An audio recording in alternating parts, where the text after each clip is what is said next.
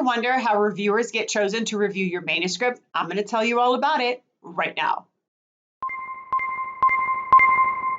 Hey everybody, I'm Leigh from teachingacademia.com, and I'm all about giving you the tools you need to navigate academia and make your best impact. Today we're going to talk about how your manuscript gets assigned reviewers, right? How do the editors make decisions about who to invite to look at your manuscript? In this process, I'm going to give you some insight into this, but keep in mind that there's a million variations on this because it all has to do with who's qualified to review and who's available to review, okay?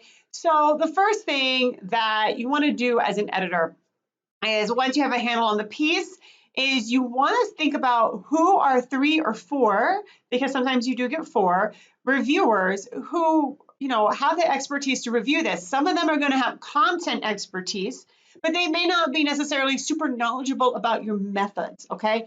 Other people, other reviewers might be very knowledgeable about your methods, but maybe less so about your content, okay?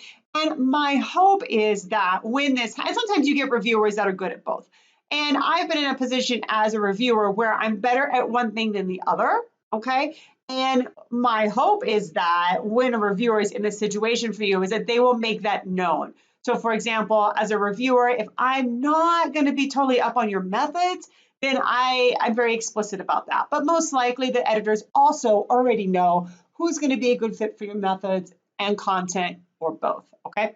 So they're going to look for matches in that way, and then they're going to start inviting people. Now, you have to keep in mind, as an editor, you can't invite somebody that's already got a piece under review, that's already reviewing for you. Sometimes that might happen, but often editors try to avoid that. And you also don't want to invite somebody to review if they've reviewed a lot for you this year, right? You don't want to constantly keep dumping on them. So somebody might be perfect for you, but they may already be reviewing 1 or more manuscripts for that journal, or they may have had kind of a bit of a heavy load of reviewing for that journal. And so the editor may want to cut them a break on your piece, right? So sometimes also, right, you get people that they're very qualified to review your piece, and they're invited to review, but they're on vacation, or they have conferences during the window of time when they're supposed to be doing the review, or it's the end of the semester. Summer is a really difficult time to get people to review because of travel and other commitments. So then when we have a good match, somebody might say no because, right, they can't get it done in time to meet the deadline. You want that. Ideally, you want somebody who, right, is really going to be really good at reviewing your content to say yes. But if they can't do it, you want them to say no, because you don't want your piece to just sort of rot, okay? You don't want the editor to have to, be delayed in their decision because of a reviewer, and you don't want editors to have to make decisions with fewer reviews or have to try to go and keep starting the review process over with other reviewers as well, okay? So there's that. So then what can happen then, as an editor, you're juggling all of this, right? Who's qualified to review this piece, who's available to review this piece, who's saying yes, who's saying no, because people will say no, right, to editors when asked to review a piece for any number of reasons.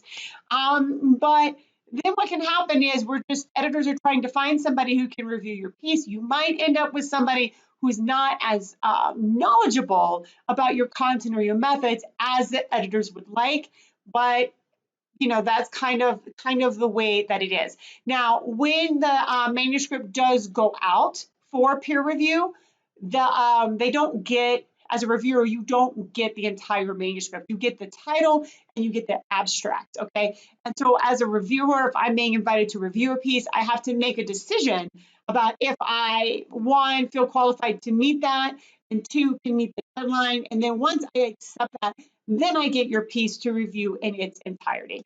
So that's what happens when your manuscripts get assigned for peer review.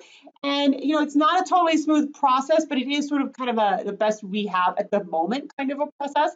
And if you like this video and you want more, click right here, and I will see you over in the next one.